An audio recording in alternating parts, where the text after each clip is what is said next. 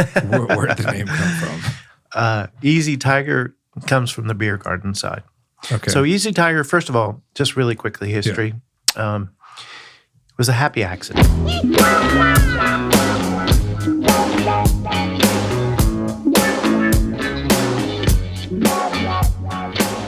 Thank you for tuning in. Welcome to the Austin All Day Podcast. Jason Powers here, and I would like to welcome Chef David Norman of Easy Tiger, here to discuss his cookbook, Bread on the Table. You guys sit back, grab a beer, and check it out.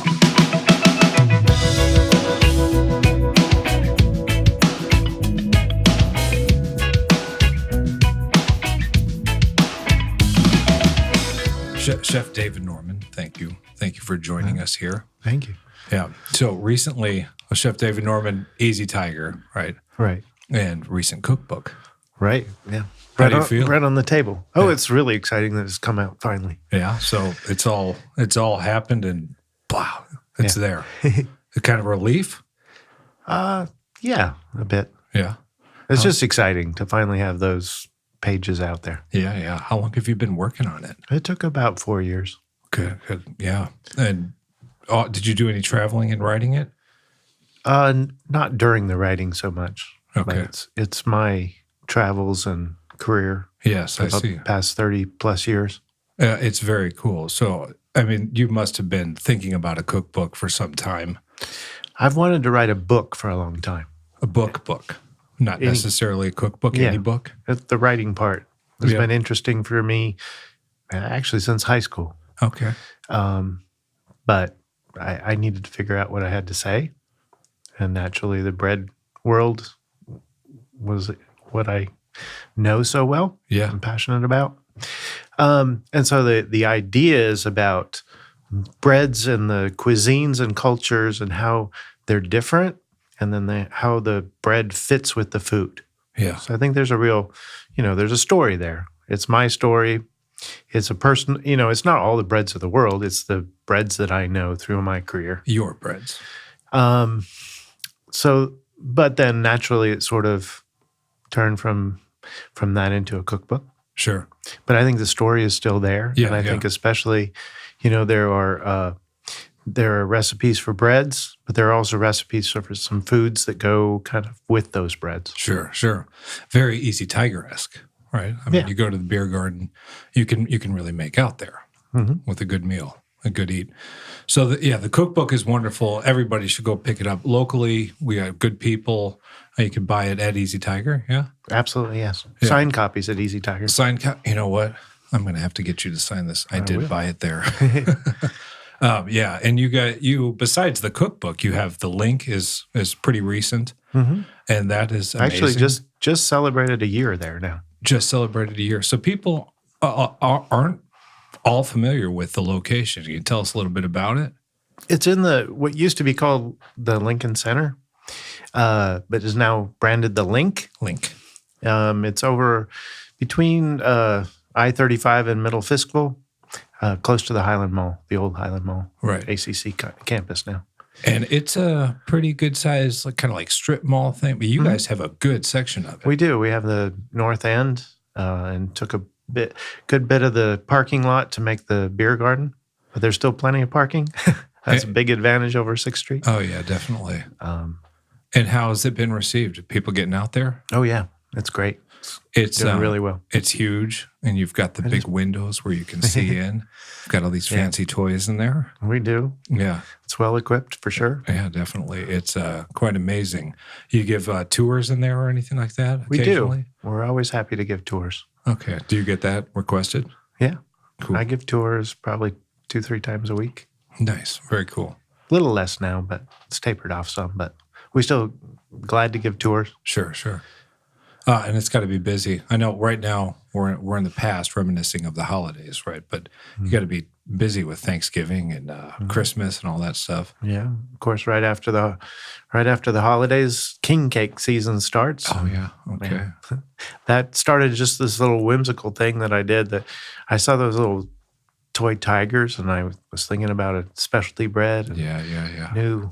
new king cakes from my Gulf Coast growing up. Sure. I grew up in Pensacola where we have Mardi Gras too, but of course king cakes are more Louisiana. Okay. So I just thought it'd be fun and really fun, whimsical to put the little tiger in there instead of the baby. And Definitely. it's just taken off and become one of our biggest sellers as far as holiday specials. Do you have your own take on the recipe? Yeah, kind of. Yeah. I use our panelet dough, Okay. which is an enriched French dough. It's on that enriched spectrum. It's not quite brioche. It's not so completely eggs. It has a good portion of milk in there, but that makes it. We use it for our hamburger buns. Okay. And to me, it just stands up to a good juicy burger better than a brioche. Brioche has so much eggs in there that it can be it's wonderful as this little, breakfast treat. It's so light and fluffy and it's crumbly. You want it crumbly. Right. But you put a big juicy burger on there, you don't really want it crumbling out from under you. Right. No, exactly. So the panelet has that richness and flavor, but it stands up to a good burger. Oh, excellent. And it stands up to a cinnamon filling. And I've stuck with just the cinnamon filling. I'm not trying to chase all the, in New Orleans especially, they're doing all kinds of crazy different king cake versions now, which they should be doing there. But I think here in Austin, I want to and I'm kind of traditional that way. Sure. Easy Tiger is pretty traditional. Yeah. When we go to stuff. like HEBs, you'll see king cakes everywhere here, but it's usually just Whole Foods or wherever. Mm-hmm. Usually just see the one kind. My brother's out in New Orleans. Mm-hmm. I'll have to ask him about the different varieties. I've never had anything else. Oh, well, they've got, I know, at least one place is doing an Elvis version. Okay. With what, like banana and bacon? Banana and bacon, yeah. And peanut butter? Yeah. Oh, that would be the one I'd go for. No, but that's exciting. And the link, what is the kind of vision for what that location is? Because you have the beer garden on 6th Street, mm-hmm. and now the link is much larger. Is it more like the flagship? Well, the impetus to do that was the expansion of the bakery. About because 3 years you guys in, are going through. Yeah, okay. About 3 years in, we hit capacity at 6th Street, and it, even more than the equipment and the space itself to make the bread, it's what do we do with the bread once it's out of the oven? We just ran out of space for that. Yeah. Finally at midnight or 2 o'clock in the morning when the beer garden closes, and we were piling it all up inside the cafe area there. Yeah. So we had a waiting list for 4 years for the location? For expanding our wholesale business. Oh, okay. Which has always been the vision for the bakery. So that was the start, and it's kind of grown into, it's a full-blown experience over there. Yeah, and we did feel like it warranted that as well. Sure. That why not? Why just go and do a commissary bakery we could have, but why not do the whole thing again? Because, Yeah, and I guess now is a good time to mention that the 6th Street, since you guys have expanded and opened that area, you're doing classes out of there. Yes. Which is quite cool. That's fun, yes. So we have taken most of the baking out of there. We're starting soon to do a little more baking back there again. Okay. Like we're still baking off our pretzels, but I want to start actually making the dough there and twisting them there and all that. Sure. And do some more pastries down there. But in the meantime, we're also have made it into this cool classroom. And we're doing a couple different kinds of things. I'm doing full-on baking classes. I do some pretzel classes. And then coming up, I have my second, bread on the table class coming up. Okay. So recipes right out of the book. Yeah. Okay. Just a couple of them each time because it's limited in its time. And then we do these other fun, we call them pretzel twisting parties. Okay. So the full-on pretzel classes and the bread baking classes, we mix the dough by hand. Sure. And we take it all the way through the process. Mixing, fermenting, shaping, all that right through baking. The twisting parties are more, it can be a great team building or just a corporate party or a group of friends for a birthday. It's just a fun activity. Oh, yeah, sure. Where I've made the dough and gotten it ready, but then we roll them out, twist them, and then while they're proofing, rising and then chilling, because a pretzel has to chill before it goes in its lie bath. Sure. While that's happening, people are enjoying a buffet and drinks and conversation in their group and stuff. It's my kind of class. Yeah, exactly. Yeah. An hour and a half later, the pretzels are ready. I bring them out and we dip them and bake them off, and you have a bunch of pretzels to take home that you made yourself. Yeah, because we keep track of them. Oh, that's awesome. Have this little system of name cards. Sure. Very cool. How long have you guys been doing that? We just started. Just started. Yeah, in November. September we had our first one, but we really got it going in November. Okay. All right. So it makes me wonder, like, when you go there and you learn. So is pretzel something you can make quickly? Because a lot of things take a lot of time, right? Yeah, pretzels don't as much. Just this little. They don't have a long fermentation time because the flavor is coming from the ingredients, but also that lye dip. Okay. So you're actually dipping it in sodium hydroxide. Right. Lye, the same stuff you clear your drains out with and make soap with. Yeah. But it's a really weak solution. And what it does is it changes the pH of the surface. Okay. And changes the proteins so that they brown in a different way. And that's where you get that glossy, almost mahogany color from that process. Right. The crust, the outer crust. Exactly. Okay. And then also that flavor, that minerally The pretzel distinct- flavor, Yeah. that comes from the lye dip. Okay. So you're getting most of that characteristic from that rather than a long fermentation. Okay. So are these guys, when you're going to do these classes, do you have maybe plans for like, we're going to start this process on this day and you guys come back a couple days later and continue this recipe? Or is it We haven't done that yet, no. but it could be, yeah? It could be. Something. That takes quite a commitment on their part, though. Sure. I know that you mentioned like actually having a bake day, like carving out a window of your life. I mean, for you, that's every day, right? I mean, that's kind of a suggestion of yours. Actually, unfortunately, less these days. Sure. Yeah. Too many computer days. Yeah. Because I enjoy the bake days. Sure. But yeah. Yeah, definitely. This happens, right, when you're running a business. Right. Yeah, there's really no way around it. But it makes it better once you get, I'm sure these classes are great for you. Yeah, they're fun. Oh, yeah. They're great. To get back into it. And doing the baking at home for the book was really fun too. Because all the recipes in the book, some of them are, from our Easy Tiger repertoire, and others are things that I've done professionally before. But I did every single one of them at home many times to make sure that recipe was going to work for home. Yeah, well, that's excellent to hear. But that was a fun process. I'm sure, right? Many breads. What are you giving them out then? Yeah. Yeah. I also was curious. Your bread is everywhere. I mean, people love it. It's like a coveted thing. When you go and Easy Tiger's bread is there, you're a happy camper.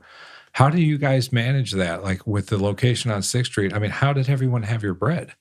You guys are cranking it all out of there, and now you're at the larger kitchen. Yeah. How is it possible? It's everywhere, and it's a good thing. Well, that's always the challenge. Yeah. But moving to the link was a big part of that. Oh, I'm sure. It's like the logistics out of the link are so much easier. Yeah. Do you have any partnerships going on with restaurants that really stand out to you that are really utilizing the breads that you'd like to mention? One of the exciting things now is we're getting into more hotels. Okay. We've got hotels going up. Right? Yeah. Yeah. In fact, We already had JW's beautiful, but the Fairmont is huge. Yes, it's gorgeous. Are you guys in there? Yes, Okay. very proudly. We just had some meetings with the Zaza that's coming up pretty Hotel soon. Zaza. Yeah. Did you meet Chef Jacob over there?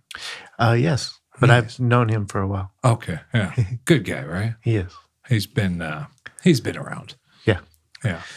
In fact, my what is her title now? Operations manager. Yeah. Who was one of my original bakers, Okay. but then left for a while, and she worked with Jacob at Juliet. Juliet, yeah. Yeah. Great, She right? went back to doing pastries for a while and did great there. She was the pastry chef there. Very cool. And now she's back, and I'm very happy. And to what's have her name? Carly Carly. Ross-Meisel. Okay, nice. There you go, Carly. Yeah. Well, very, very exciting. And I'm assuming that has to do with not only the volume, but all the folks coming into Austin, staying at these hotels, get to kind of experience your bread. Yeah. It's an exciting market. Oh, I'm I sure. like being in there. So, I mean, you must welcome the growth that we experience in this city here. Yeah, I think I really think the whole food scene here is maturing. Yeah. Even in what have I been here? 14 years now or something like that in Okay. Austin. And it's just really gotten exciting. I mean, there was always Very, good food right? here, but now it's really there's really superfood here. It's kind of like it's leveling out a little bit, and we've got just amazing things everywhere. Yeah. I agree. But based on good, solid cooking, which is always important. Definitely. Sometimes in smaller markets, people get ahead of themselves and Sure. do things they're not quite ready to do, Sure. or think that they have to add too many things. Yep. That's one of my pet peeves is too many things on the plate. Right. Keep it simple kind of thing. Just solid. Solid. Have a solid technique underneath. Sure. Have solid cooking, good food. Yeah. And then, I mean, simple is hard. Simple is hard. Simple, baguettes are one of the Simple done right. So good. hardest breads to make.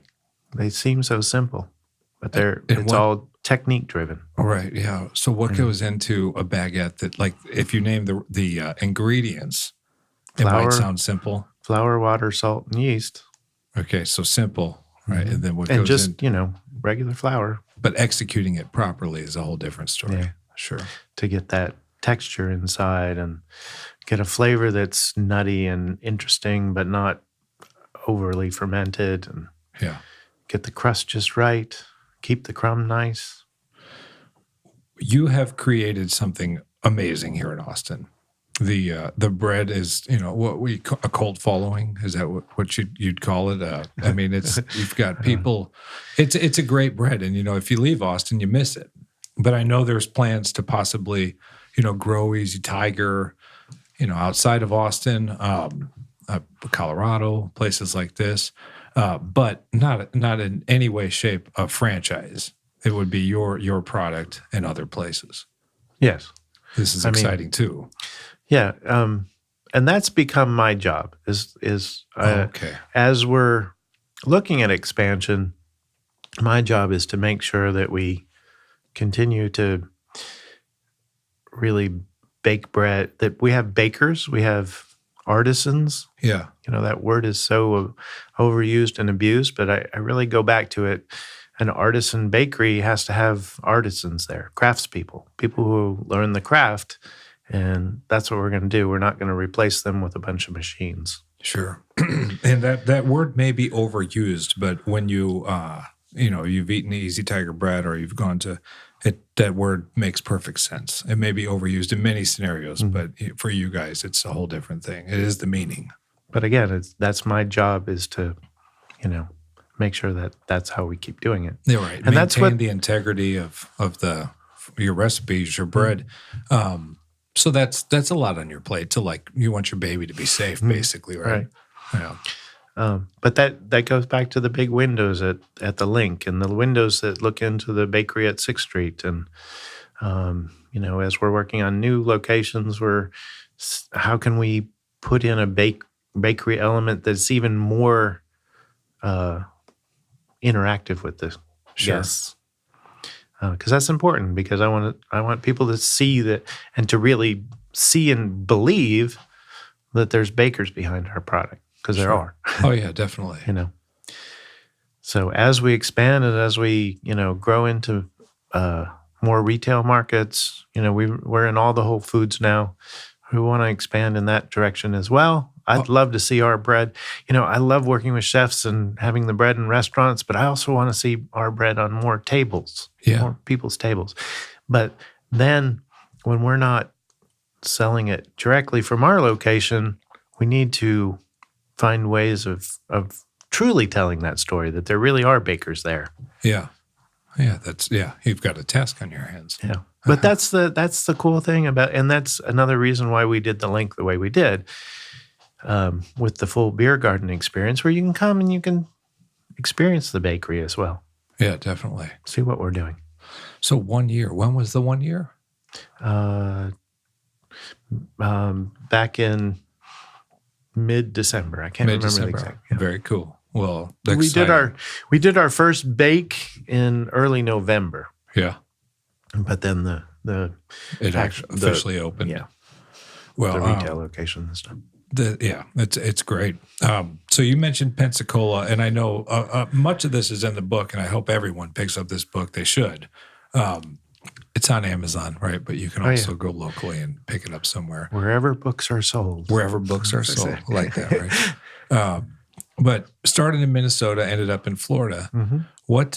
What initially drew you? I mean, I know your folks had a history with cooking, which is kind of amazing that you're just carrying on the tradition. I'm sure they're proud. Yeah. Wish my dad had made it around to see the book come out, but my mom is thrilled. And she did a lot of cooking when you were younger. Sorry about your father, but both my folks were good cooks, very good cooks. My dad was kind of the amateur gourmet at the time, but my mom was a really good cook as well. So I always ate well as a kid. Okay.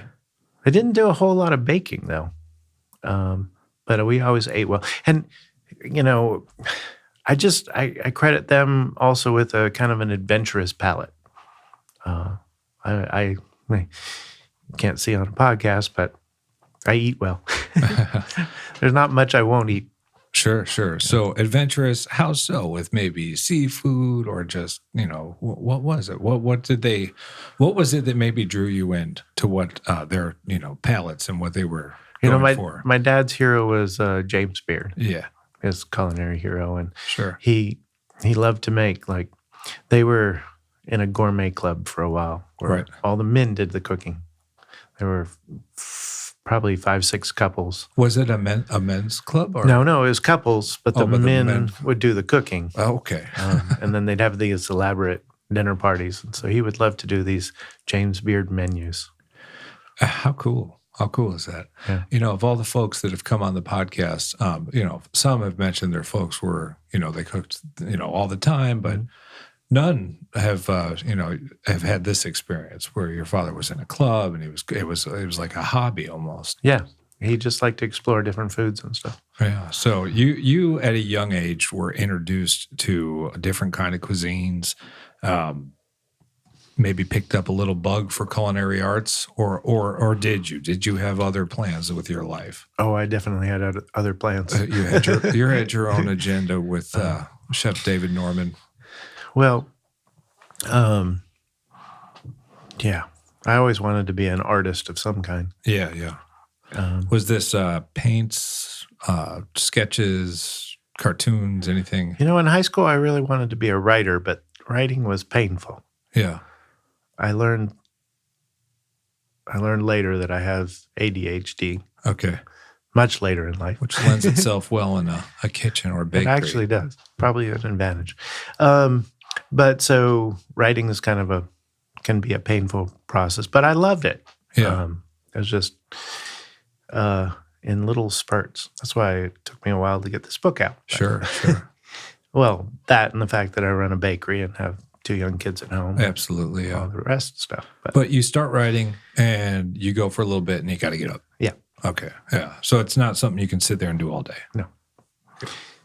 So painting, I found my way to painting. Yeah. And not that I was a great painter, but I enjoyed that. And I could sit there and paint for a longer period. I don't know what it was about that. Sure, yeah. Maybe it's it could be anything, right? The colors, just different things happening where writing's the same, words or whatever if you're writing. But then I ended up being going to Sweden as an exchange student in high school. This is high school. Okay. Yeah, my senior year. And that was life-changing, obviously. That was it. On many levels. I just got out of Florida and experienced lots of different things. Can I ask you real quick before you go on, did your folks travel with you at all? Yes. Okay. Did you guys get out of the country or was it around the States? No, that was the first time I'd been out of the country. Okay. But we did travel quite a bit. But you were already near the beach. So you already had a lot of folks. There's not a lot of beach around here, but it's great to travel though. Yes. Yeah, absolutely. So you get to Sweden as a high school exchange program.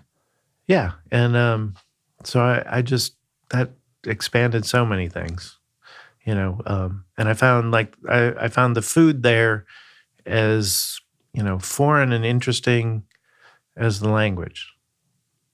Did you speak Swedish or do you? No, I do now. Yeah. That was a big challenge. I took it on. I was like, I'm gonna do this. Yeah, I'm gonna yeah. learn Swedish. So we spent the first, I don't know, 2-3 months with them struggling with English, and then the next 2-3 months, the same conversations all over again with me struggling with Swedish. Sure. But then it became could be really fun. frustrating, right? Yeah. But it was fun. It Oh, was a great sure. challenge. Yeah. So that got me kind of interested in languages, and that's what I ended up doing in college, studying German. Okay. The University of Florida. It's my state school, great school.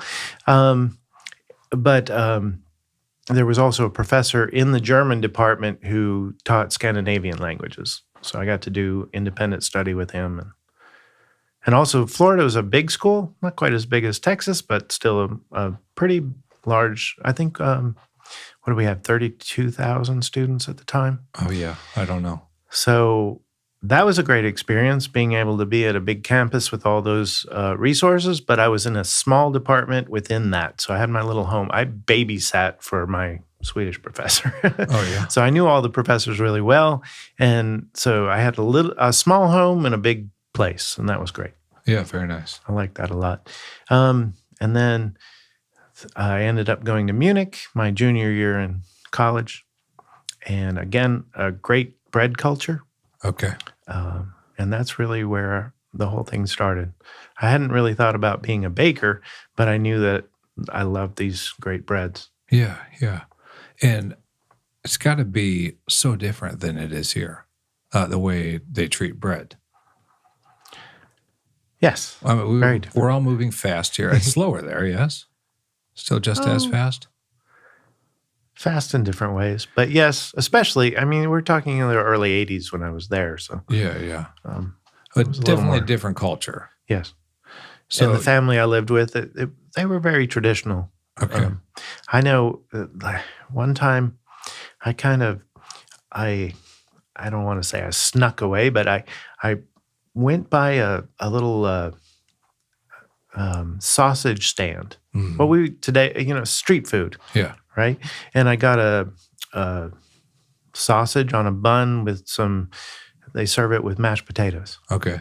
And I thought it was just the best thing. Yeah, sounds good. And then I told her, and she was just aghast that I would eat street food there. Oh, yeah. So then she made me sausage and mashed potatoes at home. Okay. She was a great cook. And she outdo the street food? Yes, Okay. definitely. Very cool. But still, I mean, there's just something fun about eating street food. Yeah, that always will be. But that was a little outside of her world. So. Okay. But what opened your eyes there to the idea of baking? Well, we ate bread. We ate a meal centered around bread twice a day. In the morning, we would take 5-6 different varieties of bread out of the cupboard, including like a crisp bread, but 3-4 different, soft breads, mostly rye, Yeah. and put them out on the table and then pull out other things to go on them. So there's bread and there's things that go on bread. They call it pålägg. It's like what you put on bread. Different cold cuts, Sure. salami, ham, always cheese. They have this great, they call it caviar, but it's a smoked salmon roe. Okay. It comes in a tube. It's really good. Yeah. Honey preserves sometimes. And you make little open-faced sandwiches. Like a canapé. Yeah. Yeah, 3 or 4 of your own sandwiches. And that Sure. was the meal in the morning with a pot of tea. That sounds lovely. It was. Yeah. And then you have that same thing again in the evening. Your main meal, your hot meal, was at noon. I ate at school, and for me, I mean, they all complain about it being school food, but for me, it was so much better than what we had in Florida. Sure. Sure. But except when it was blood sausage day, I never could quite get there get with with that? Swedish blood sausage. Yeah. You can taste the iron and then, yeah. But then, and then we'd have that same meal in the evening. And it sounds kind of repetitive, But you can but always it's not, spice it because up. there's different things that you're having all the time. I just loved it. Yeah. It was exciting to me. So we ate bread so much. It was so centered on bread. Yeah. And then going to Germany, that's another great bread culture, of course. Sure.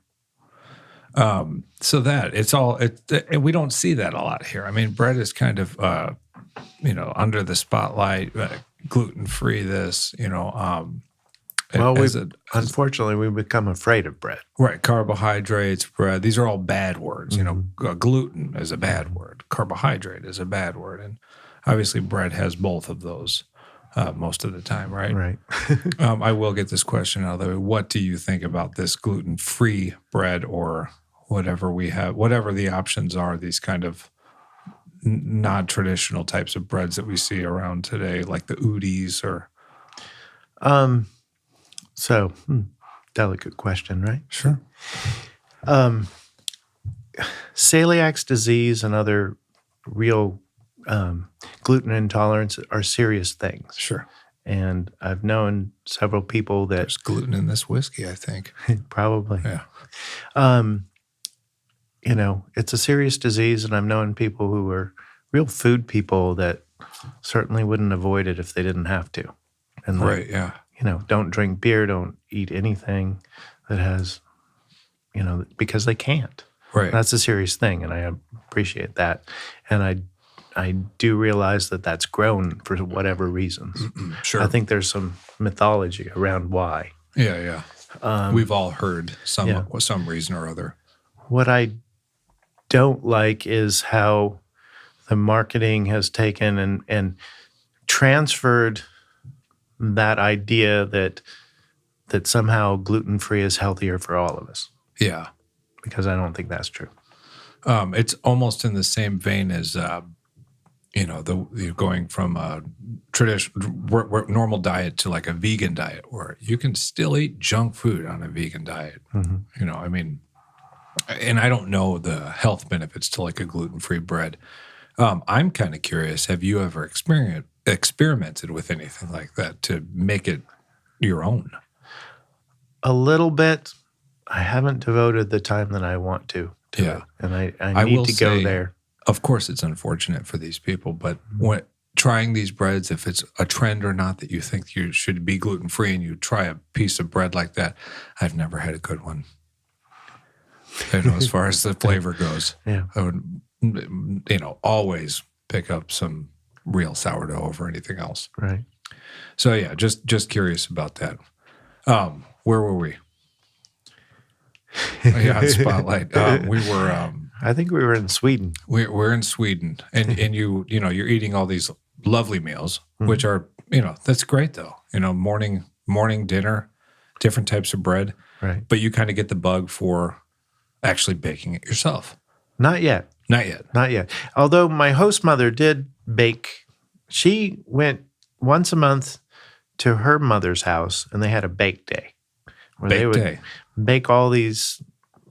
They made this. The recipes in my book. Whole fullkornsbröd, whole rye bread, and then all these sweet treats too, cookies and little cinnamon rolls, and so she'd kind of stock up the freezer for the month. Once a month. Hormones, yeah, I like that. That was just her thing. Yeah. And I never did get to go along with that on that. Okay, you didn't go. Did you ever experience like actually people baking or bread baking before that because your folks didn't? No. Okay. No. And she and I cooked together a little bit, but we never baked together. We did much, much later. Okay. A few years, 2-3 years ago, we got to go, and I took the kids and 2 or my 3 wife years ago to visit them. Oh, awesome. And then we went to Berlin after that, and we baked. I insisted that we bake that bread together. Oh, okay. And so did you show her in the cookbook? And I've sent it to her. Okay, it wasn't out yet, the cookbook, yeah. Yeah, she got that as her Christmas present. Okay, exciting. They were thrilled. Signed copy. Yeah. Ooh, yeah. But So no, the baking of bread didn't come till much later. So then I went to Munich, and that's when I came home from Munich as a college student, and really missed the bread and missed the beer. I'm sure everything about it, right? Yeah, but those were two things that stood out enough to like search out and then full circle back to the book I found a copy of was Beard on Bread, James Beard's Bread book, and that's where I started. Easy to start when that's your father's hero, right? Yeah. And so it's kind of like, let me pick this up and peruse it. Yeah, it was fun. Yeah, very exciting. My roommates thought I was a little crazy at first, but they enjoyed the bread and the They beer enjoyed after. the bread. Because I started making beer too. Oh, yeah. Well, then you get an instant win, right? Right. So very cool. So you start doing that, and no cooking, right? I mean, like, did you ever get into a kitchen on a line or anything? Oh, no. I'm not a line cook. No. So never. Always bread. Yeah. And pastries. Pastries, yes. Mm. So you start doing it. Your roommates, what are these guys thinking you're doing? I don't know. What are they doing now? Do you keep up with them? Actually, I don't. No. I've lost touch with them, unfortunately. Yeah. Sure. Well, I'm sure they'd love to try the bread now. For some reason, I got into a dorm where they were all engineers. I was the token liberal arts student. Oh, really? I got teased for it, but lovingly. and then you start making bread. Yeah. I mean, these guys in college, they were, and again, this is like mid-'80s. Yeah. They were taking apart their computers and like they were, working on a car. And that just blew my mind. Sure. I'd had a little experience like helping my mom set up her computer at home and stuff. And I could handle the keyboard part and input and setup and all that stuff. But the idea that they could take this machine, I realize it's just a machine, but to me that was way beyond like all these guys changing your oil. But they treat it like that. Sure. They just pull the hood off and start tinkering around with the little chips and stuff like that. You want to find them, they're probably running that Apple campus up there. They probably are. Yeah, no, that's a different world, right? Yeah. But your world is a very different world. I poke around kitchens all the time, and when you were coming in, I was kind of, poking around for questions for you. Uh-huh. What I might, what people might want to know. But baking is such a different world, is what I discovered, because I'm always talking with chefs who are more or less. I mean, but I do talk with chefs who are baking bread, but the world between cooking and pastries is very, very different. And a lot of people say cooking is more feel and pastry is more, scientific or measured out, precise. Would you go with that? Do you understand where I'm coming from? Yeah. I think that's certainly true. But there's feel in there. And especially, with bread, it's a different Maybe it's different not kind of fair feel. to say feel goes to cooking. Just different where it's more. But you can't, it just takes time. Because if you make an adjustment in your pastry or bread recipe, you still have to wait it out till at the end. Tasting the dough, you can tell, okay, I have salt in there or I don't have salt in there. Yeah. You can tell some about the fermentation, whether it's, you taste some of the acids and flavors and things, but you can't really know what that adjustment's going to mean to the final loaf until you bake the final loaf and let it cool for an hour and slice it open. Cooking, you can taste as you go and make those adjustments. So I think that's where that sort of idea that cooking is more feel. Well, also, when you cook, it's going to take, given we're not talking about like a brisket or something, Mm-hmm. You're going to cook a recipe and it may take a half hour, may take a couple hours, but baking, I think the part that really kind of blows my mind and separates the two is that it could be days. Sometimes, yeah. Sometimes days. And that to me, you don't do... I mean, and obviously, like with the pastrami, that's different. Yeah. But this fermentation, all this stuff is it's new to me. Yeah, But I think it even goes back to there's a different kind of disposition to a baker and a cook. It's like I love to cook, and I cook at home, and I think I'm a decent cook. But I don't think I'd make a good line cook. Like I'm better at the braising and slow cooking and stuff like that. Casual cooking. But the sport of line cooking, bakers have to be efficient. We have to work hard. We have to work quickly, do all that. But it's all planned out ahead of time. Yeah. If we're going to do 350 baguettes tonight or 800 baguettes tonight, we know ahead of time what we're going to do. Right. You can't rush it, right? After that. No, you can't. Right. And you can't add in because you've already done your starters and all of that. So we get to plan it out, and then we get to just do it. Yeah. And yes, you want to do it quickly. You want to do it efficiently. Busy nights, you got to hustle. It's not that the hustle isn't there, but we know it's coming at us. And we don't have that, but a great line cook thrives on that. Right. And that's what I would not, that's where I would stumble. Sure. It's not the cooking or not learning the techniques or, the palate part. It's the sport of it. I'm not sure that wouldn't be my thing. Yeah. I'm thinking like a musical reference that a line cook's got things mise en placed out where, and then he's like, just starts going like almost like rock and roll where, I'm thinking like classical music for like a baker, where they mise en place it out, but then they do it, but it's at a different kind of pace. Yeah. I like the musical analogy because I think cooking and baking, it's this awesome combination of, actually making a thing. So it's like a tangible art, but you repeat it every day. Yeah. So it's a performance art at the same time. Sure. And something I've been thinking, so I had a baker working for me. He was one of our night leads. His name's Dylan. He went back out to Oregon where he was baking before. And he's done great out there. He's great, very talented baker. And we've kept in touch. I like him a lot. Sure. So at his latest place, he actually took a bread out of my book and he's making it for one day for this market. It's a kind of a small place where he's at, connected with a farm that grows wheat. Very cool. It's awesome what he's doing. But he's making one of my breads. And like they said, where it came from and all that.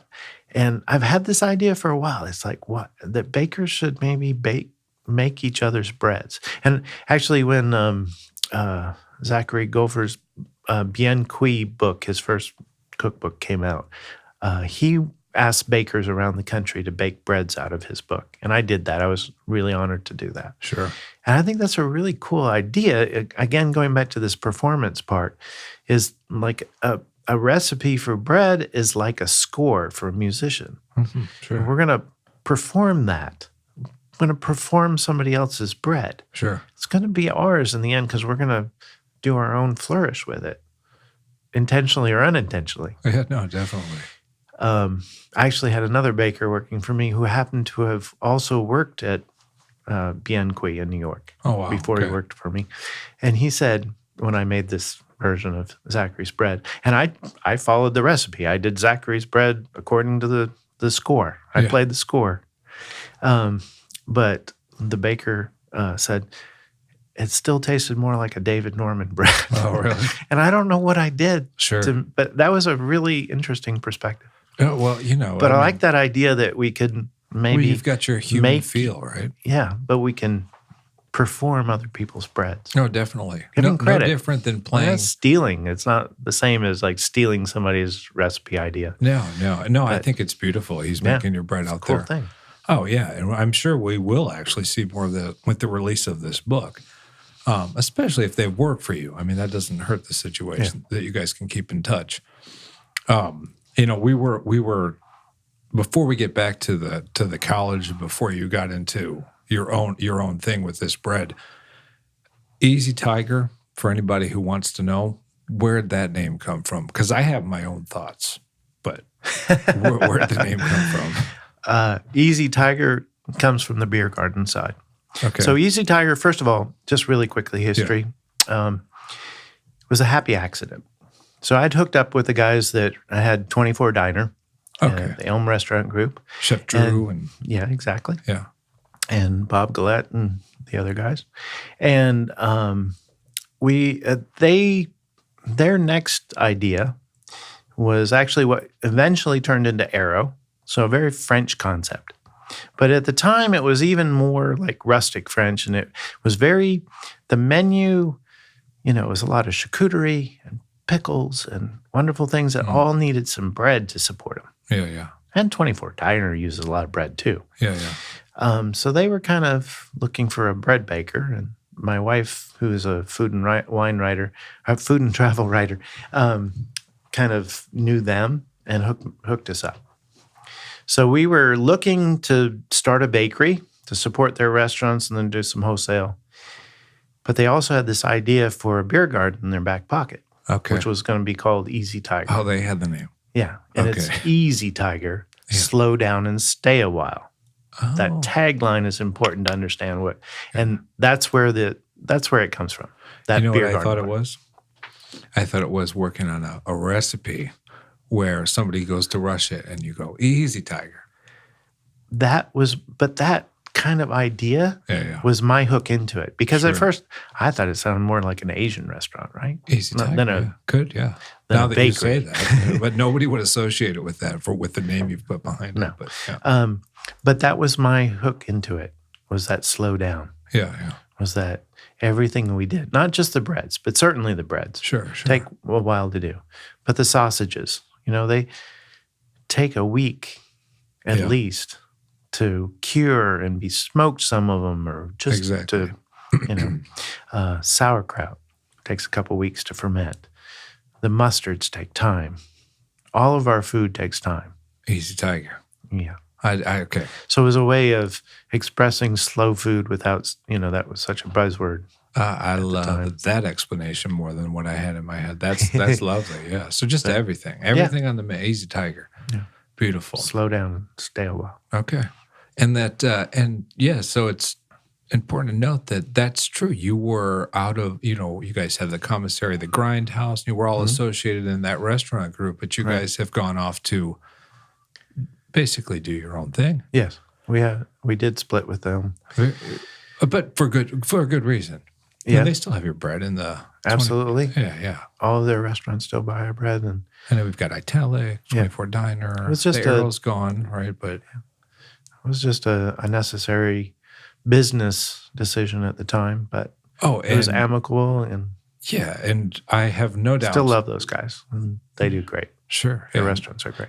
I agree. Absolutely. And I have no doubt that listening to this, obviously in present day, but maybe years from now, it will make a lot of sense why you guys have kind of, ventured off to do your own thing. Mm-hmm. So back to college, and you're baking these breads and everybody thinks you're crazy and you're the black sheep in your dorm. What's next? Where do you go from there? Well, I studied German literature. Okay. I was, like I said, I was the token liberal arts student. And I don't know, I finished school. I wasn't ready to go to grad school. I didn't think that was what I wanted to do, at least not right away. I didn't rule it out, but that would be the next logical step with a German degree. Yeah, were you getting maybe cold feet? I don't know. Yeah. Just wanted to do something different. Okay. And then I fell in with this group of artists that sort of ran this little co-op art gallery. Up your alley. And it was just this fun time, and I decided to stay in Gainesville and just hang out and do that. And then I was looking for a job. I mean, I applied to be a truck driver. Don't even ask about that. Flour bakery. Delivery person, blooms, not sure, not flour that you make bread with. Yeah.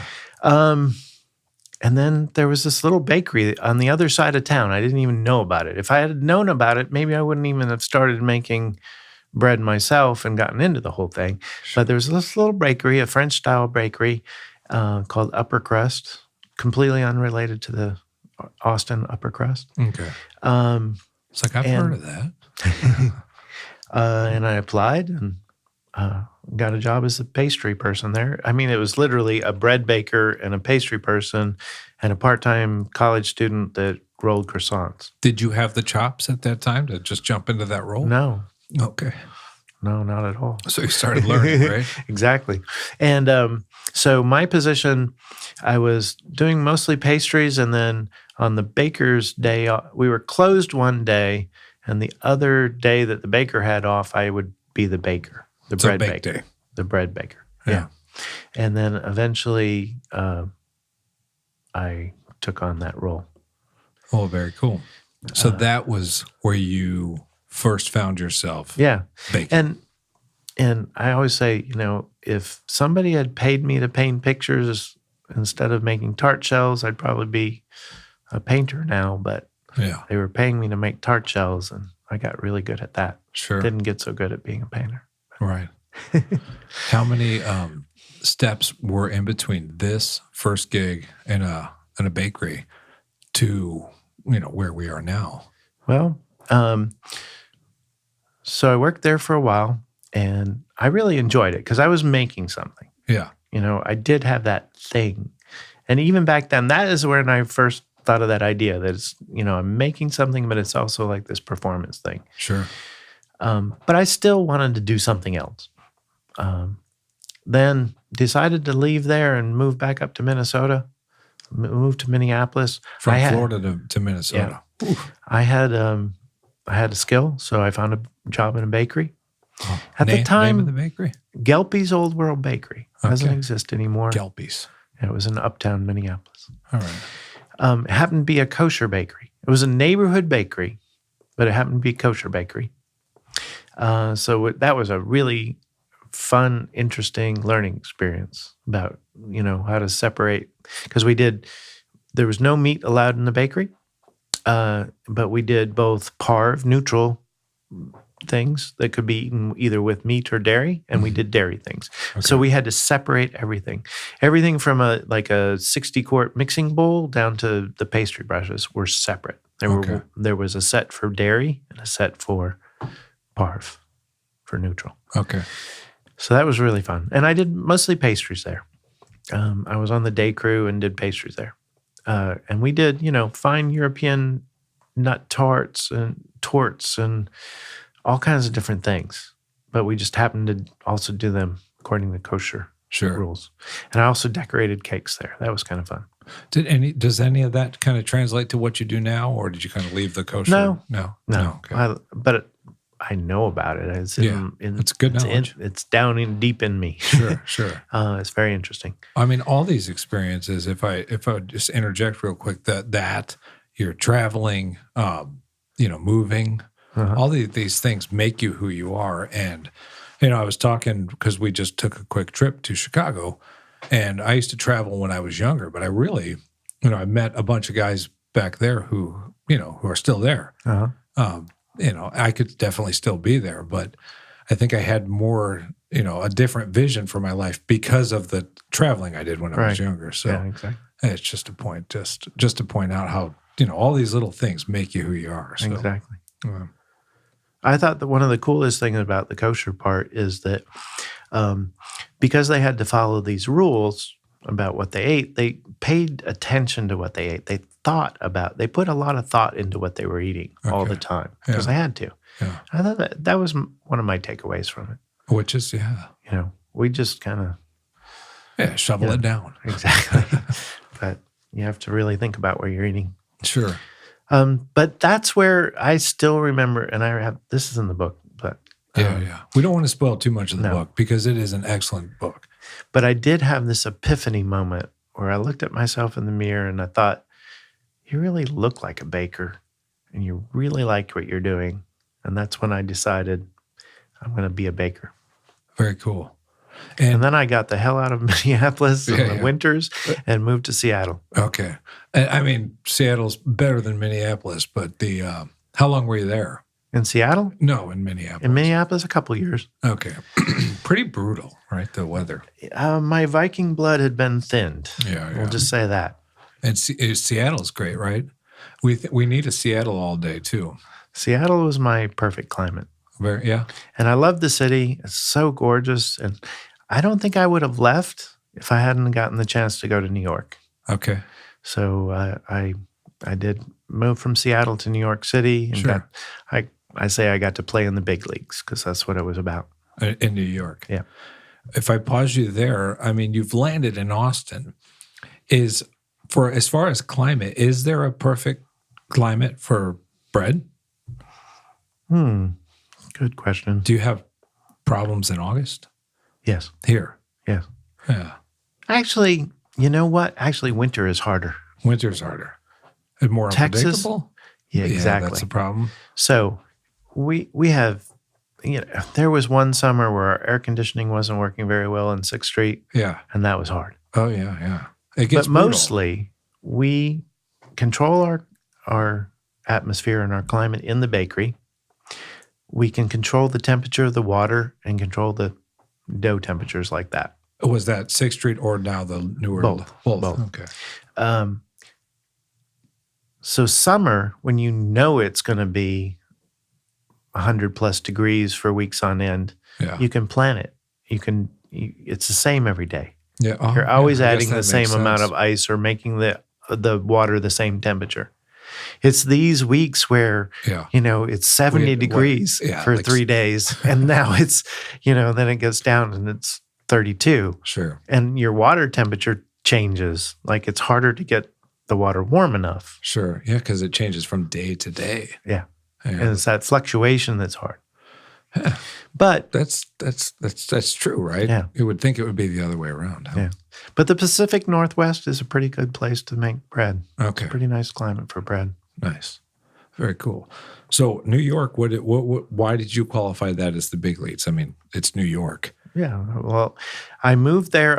It was the first time I'd moved and actually had a job before I moved. Yeah. Instead of just moving and then finding a job. Right. Yeah. It's like a big boy pants. And it was out, right? yeah. And the first time I ever had to try out for a job. Okay. But we had some ovens installed in Seattle, and the sales guy for the oven company and I were talking doing the install, and I just asked him about other projects, and he talked about Washington, D.C., and then he said, and this bakery in New York, and my ears just kind of perked up, and I just said, oh, they need a baker? And he said, actually, the baker they had kind of fell through. I think they are looking. And I was just like, I wasn't even looking to leave. I was just like, oh, really? Yeah. Tell me more. And then I got in touch with the guys, and like I said, they flew me out. I had to try out. Would it be fair to say that some of these things that happened in your life just kind of started to fall into place? Yes. Right place, right time? Oh, absolutely. When you I've did been very this, fortunate that way. when you had to try out, was that like a stage or? No, it was like a real audition. Okay. I had to go out. I didn't, because there wasn't a bakery. Yeah. They were building a new bakery. Okay. So It was how'd you pull Drew that off? Neaporent and the Tribeca Grill, Montrachet, all that. Okay. So I went out and had to work in the pastry department of Tribeca Grill and make breads. Okay. And their convection oven and all the challenges that faced. Would they watch you or just taste your product? Taste the product. Sure. afterwards. Sure. Yeah. I was there, I think 3 days. Had Yeah. to make some products for them. Got the job. Yeah. And then you're in the big leagues. How long did you stay out there? I was in New York 7 years. Wow. Okay. Good stretch. And you get a taste of some different climate out there. Yeah. Oh, yeah. A little different than here right now. And what led you over to Austin? Or was it Austin after New York? No, it was actually Rio Frio, Texas. Okay. So it was just after September 11th. Okay. And my wife, who was just my girlfriend at the time, she's a writer. Did you guys meet in New York? Yeah. Okay. Was she doing the food in said wine, food food and travel writing. Okay, food and travel. Yeah. So she came to Texas. Was that what she was doing out there? Yeah. Okay. So she came to Texas to write a story for Food and Wine about Rebecca Rather out in Fredericksburg. Yeah. And then she also hooked on to this this fitness ranch in the Hill Country Okay. as a press junket on the same trip. Sure. And while she was there, the chef quit. She had gotten to know the owner because they were hiking together. And the owner said, "Why don't you and your boyfriend come down and run this place?" And at first it seemed kind of crazy. Yeah. But then, I mean, it was a 5,200 acre ranch in the Texas Hill Country. Beautiful. Yes. Yeah. And our world was upside down. I was the head baker at Boulay Bakery at the time. We were 5 blocks from the World Trade Center. We were shut down. We had become the commissary to feed the first responders. Wow. Yeah. And the future of the bakery was very uncertain. Sure. We didn't know what was going to happen. Freelance writing had dried up. Yeah. And so it was mostly a pull with a little push. Wow. And also, we had kind of been sort of talking and joking around, what's our 5-year plan? Where are we going to be in 5 years? And probably 5 years later, probably would have still been in New York talking about that. But the chance to do something so different. Yeah. I don't think that we would necessarily have moved to Austin directly from New York. Sure. Or any other mid-tier city. You But said that you've been extreme of going to a ranch was very attractive. So 14 years you've been in Texas. No, so we moved to Texas in 2002, January. 2002. Okay. So. And how long were you at that ranch? 4 years. 4 years. So we came to Austin in 2006. And Austin, great place to be. I mean, how far was the ranch from here? 3.5 hours. Oh, okay. Good. It's like good trip. Yeah. 90 miles out west of San Antonio. Okay. Still just gorgeous areas. Yeah. It was wonderful time. Did you spend any time in San Antonio? Oh, we were in San Antonio once or twice a week. Yeah. All our guests flew into San Antonio and we picked them up from there. So have you kept up with any chefs out there that you've grown relationships with, or is it more Austin? More Austin. Yeah. Although my wife knows a lot of San Antonio. I'm sure, right? Yeah. Now, because San Antonio has grown quite a bit since the time you've been here, right? Yeah. It's another exciting city. I love San Antonio. The Pearl alone, right? Yeah. If anybody, I always say, if anybody's going to go to San Antonio, just go to the Pearl. Exactly. And then come back. Yeah. You got any bread out there? Not yet. Not yet. No. But that could be in the pipeline. So exciting. So you make your way here, and then this, we've already kind of talked about the Arrow and 24 Diner and everything. And now we're here with a link. And what are the prospects for more locations? What? You don't have to go into all the details if you can't. Yeah. You will see another Austin location. Oh, south, of course, right? Close by. Yeah. Very possibly. That would be beautiful. We're begging for it. Yeah. But then, we're looking regionally. Sure. Very, very cool. I know Colorado is a very exciting place, and that would be cool to see out there. Yeah. And Dallas and Houston and San Antonio are all, interesting places. We haven't signed anything anywhere else, but that's what we're looking for. So. Yeah. You're in all the Metro Whole Foods in Austin. Yes. But to see that in Houston, I mean, Houston is a huge market. Mm-hmm. It's kind of a big thing to take on. But yeah, when you're trying, you have your baby more or less with your recipe specific and what you're going for. It's a whole thing, the whole vision, the whole experience. Yeah, that's kind of daunting, right? To expand it. I'm sure you'll be a part of these things when they open up, right? Eyes and ears everywhere. It's a new challenge, but it's fun. That part's exciting. Yeah. It's a new challenge. It's you have to move on from being completely hands-on and doing things and teaching and trusting other people to do. So another chapter we haven't talked about, in New York, I worked at Tri Bakery first. That's where I moved there to open. Then I worked for a bigger company, Echepanis. I actually helped them get bigger. But then I taught bread baking at the French Culinary Institute for a year. Okay. And that was really fun. And that was another, like we mentioned Seattle there, but like teaching was another giant leap in my learning curve.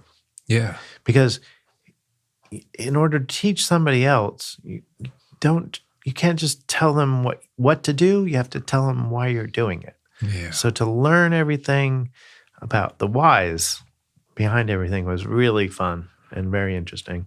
Yeah, I guess when you start articulating what you're actually doing, right, it makes it. And it was at a good point in my life to do that, but I ended up going back into baking.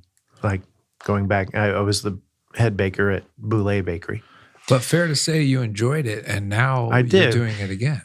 And that's what I'm leading to, is that Full circle. This is kind of the best of both. I'm running a bakery. We're producing things. We're making bread for people. It's like one of the hardest parts of teaching is that you have too much bread and you have to what do you do with it? Yeah. I remember one of the French chefs there, like tears coming into his eyes one day when we were throwing bread out. Yeah. And then he talked about he was a kid during the Second World War. Sure. And was sent out to the country to live on a farm with other kids. Yeah. And bread was so precious to them. Yeah. They'd get a little, soup and bread. That was their thing. That was their sustenance. Yeah. And so for him to, he was a frugal French chef, but there was something different when it came to bread. Yeah. Anyway, so. Well, that was a question that came up from one of our local culinary folks was, what do you guys do at Easy Tiger when the bread's 2 days old or whatever? I mean, French toast is not on the menu there, right? Actually, it is. Is it? Yeah. Just on the weekend. Okay. What do you guys do, though? Especially following, something like that. Are you guys able to do anything with it? We don't. That's something that we don't do a good enough job with. Sure. Reworking it into something else is something I would love to do. And I mean, out of the gate, you say French toast. I mean, but that would be like a very traditional, take on French toast to actually just make it into. Yeah. But who's going to eat French toast like that? Croutons, crostini. Exactly. Bread pudding. Yeah. There's all kinds of things you can do. And we should do more of that. Sure. Yeah. And it's, we always try to find somebody to take day-old bread, but that's hard too. Yeah. It's hard in that system. Day-old bread is day-old bread. Exactly. Yeah, it's tricky. Yeah. Starter at Easy Tiger, do you have a name and how old? No names. Well, actually, I used to sometimes I call it my Waller Creek starter. Oh, okay. Because we started on the banks of the beautiful Waller Creek. Right, yeah, yes. It usually turns people off, though. They're like, what? Drinking creek water? So obviously we started the starter, 8 years ago before we started Easy Tiger. Okay, it wasn't downtown. with you prior? No. But I've started it again a few times. Sure. And so I love, came to Texas and I met people that had starters passed down for generations in their family. And what do you think about that? Such an awesome thing. Awesome, yeah. It's amazing. But for a professional bread baker, the health of the starter is so much more important than the age of the starter. Okay. And a lot of European bakers routinely restart their starters every 6 months or so, just to make sure they have a novelty to say it's been passed down for X amount of years. Yeah. Yeah. But it's a cool thing. It's a culture. It's definitely cool. You're passing down culture. Yes. For sure. So, a culture and then culture. Yeah. But I see what you did there. Yeah. But you want to we have the advantage that we do maintain it because we're baking every single day. Yeah. But but sometimes things happen. I mentioned earlier that one summer where we had the problem with the air conditioner. Yeah. After we got that fixed and it was fall and everything, I restarted the starters because they just went through too much abuse. Yeah.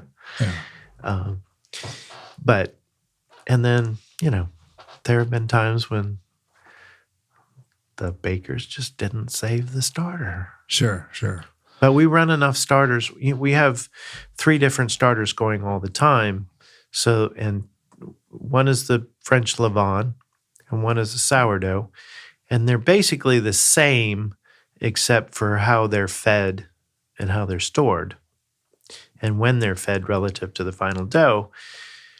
But because they're the same, we can always borrow from the other to restart until we can restart. Sure. For these local, I'm change subjects a little bit.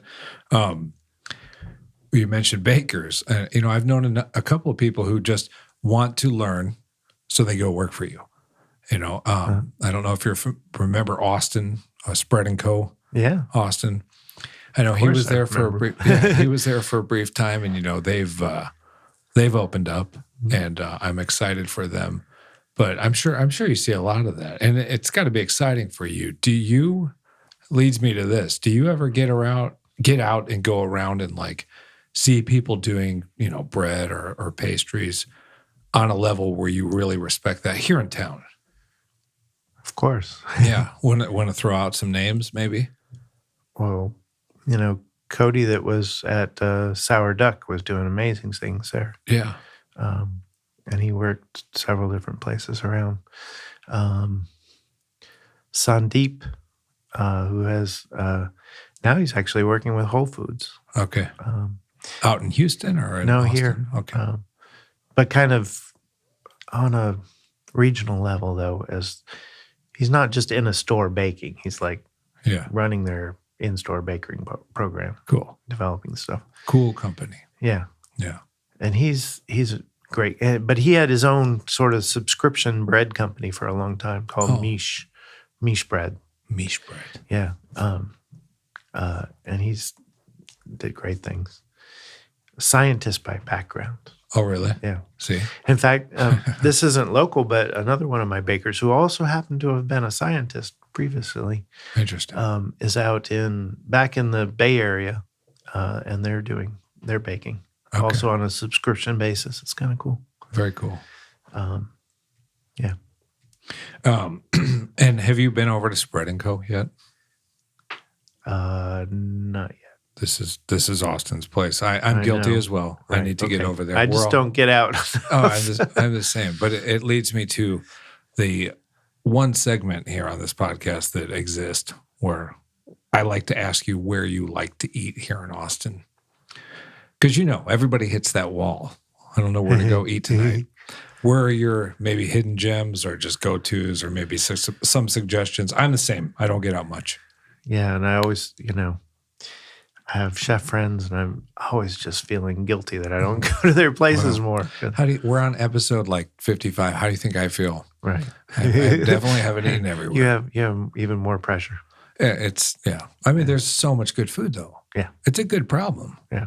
Yeah, so I follow you there. Yeah. But you're more than welcome to mention their restaurants if you want. Yeah. Wow, where to start? I always love Laundrette. Okay. So good. Good night out. Yeah. Oh my gosh. Oh, what's the name of that? Also, under pressure, I blank on names really quickly. Suerte. Yeah. That's really fun. James Brown from Barton Springs Mill we went there once early on. Okay. Because he supplies their corn. Okay, cool. And also Nixta now. I know that. Yeah. They've been on here, but good things. I've only heard about that place. Yeah. We're very proud that all of our whole grain flour comes from Barton Springs now. Very cool. Keep it local, right? Yeah. Yeah, gosh. Wow. And I have 2 young kids. Sure. And so we have this tradition, since they were really young, that we have Pizza Fridays. Yeah, okay. Sometimes we make our own pizza, but especially as we gotten busier and busier, we'd go out for pizza. All right. So a lot of our going out budget is devoted to Pizza Friday. And where's that pizza? Well, of course, it's Home Slice a lot Home Slice? since they opened up north. Okay. We like Desano a lot. Desano? Yeah. Via 313 yet? Yeah. Yeah. You know, that wasn't the kids' favorite. So Okay. I All love right. their pizza, but it wasn't their favorite for some reason. Yeah, it's been 40 North. 40 North. We don't go there very do you know often, Clinton but- at all? No. Okay, he's the chef over there, chef owner. Cool guy. Because, of course, Bufalina. Bufalina. Yeah. But Yeah. again, that's not the kids' favorite. So, Yes, no. You gotta please the kids. but one of the best things about Bufalina, their pizzas are fantastic and the rest of their food is so good too. Yeah, Their yeah. salads and stuff are all so great. But just the experience, Sure. it's just, On the east side or burn it? well, Either one. more the east side. Yeah, okay. We've only been to even though we're up that way, but the kids go up to school up there. But Okay. it's, I just love a place where there's a line out the door and they just don't rush you from your table. Yeah. Easy, Tiger. Yeah, exactly. But I love that. They just, they make you feel like you're there and you get to stay as long as you want to. Yeah, no, that's beautiful. It's a European thing. Yeah. Which you appreciate. Very much. These are solid suggestions. We've had Suerte mentioned, and of course the pizza's come up a million times, but Laundrette, that's a new one. Oh, that's It's so good. Absolutely. Solid. Again, back to that, good solid cooking underlying everything. It's creative. It's fun. It's like they do so many wonderful things, but there's just really good solid cooking Yeah. underneath it. Yeah, definitely. Have you been to the Fresa stuff that they started doing? Of course. Yeah. Always so busy. Yeah. It's amazing how busy they get. Yeah, but anything you want to touch on? I know I just want to make sure. Anything you want to touch on? There was one thread that we started down and I didn't quite finish. Sure, yeah, please. So it's the teaching part. Yeah. And so now I love making bread and I love to see the breads that I make. Yeah. But there's something really cool about coming in the morning and seeing a rack of beautiful breads that I didn't touch. And they're still gorgeous. Yeah. Tastes great. Sure. And that's rewarding in and of itself to get to, teach other people to do the same thing Oh, definitely. and bring that along. And it's that performance thing. Yeah. And this is the harder part for me sometimes, but it's a team. It has to be a team. But bringing along that team is really fun. Yeah. There's kind of a mystique behind the bread because, you grew up, you guys you were never making bread at home, right? Mm-hmm. I think a lot of people have that same experience. So what you're doing at the 6th Street location is pretty cool. Yeah, that's fun too. Kind of get to hand it down a little bit. So bread on the table, available where books are available. Yeah. What about the classes? How do we get signed up for those? Go to easytigerusa.com. Okay. All the info is there. All the info's there. You can sign up. Go take a class with Chef David Norman. Yeah. Or go to the link and peek in the window. Yeah. Or possibly on the computer out front. You'll find you there, though. Yes. You've got the link. You've got 6th Street, and more to come. More to come. Yeah. You are always welcome to come back in. Bring Thank you whoever very you much. want. You want to make, poke at somebody, bring them on in here. We can do that. Cool. This has been really fun. Well, thank you for joining me.